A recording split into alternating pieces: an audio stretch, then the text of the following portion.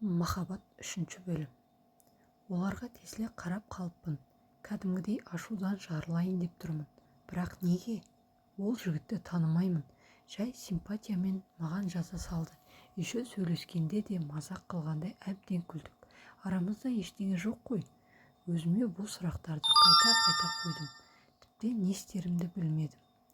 Менің қарап тұрғанымды байқап жанындағы қыз одан сайын оған қарай жармаса бастады.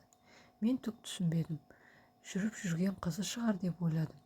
Сол жерде тұрып ол туралы барлығын іздестіре бастадым. Қызымен түскен фотосы бар болар деп ВК, Инстаграм, Фейсбук бәрін қарадым.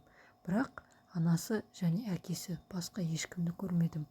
Ол қызды көріп қызғаныштан өртеніп кетейін деп едім.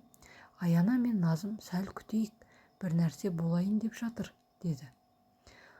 Ортаға 1-2 кісі шықты. Түрі таныс. Ұлым екеуміз жасаған қолөнеріміз деп түрлі бұйымдарды көрсетіп жатыр. Сөйтсем, ол әлгі жігіттің әкесі екен. Өз әкесіне ұқсаған екен. Әкесі екеуі айнымайды.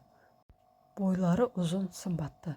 Оларға қарап есім кетіп отырғанда әлгі қыз шошаңдап бір оның қасына барып, қайта ашуымды туғызды. Ашуым шығып, Назым мен Аянаға кетеміз деп кетіп қалдық. Автобусқа отырғанша үндемедім. Біреу сөйлесе айқайлай берейін деп отырмын. Ойлап отырғаным сол еді. Кондуктор келіп, «Запроез» деп қайта айғайлап есімді шығарды. Өзім ашуым шығайын деп ішім қыз қайнап отырғанда, сонша неге айғайлайсың? Тегін мініп кетеді дейсің бе? Береміз 50 тиыныңды, деп ашуымды шығарып бір жеңілдеп қалдым. Тағы басқа не айтқанымды білмеймін. Бәрі жан жағымда маған бақырайып қарап қалған.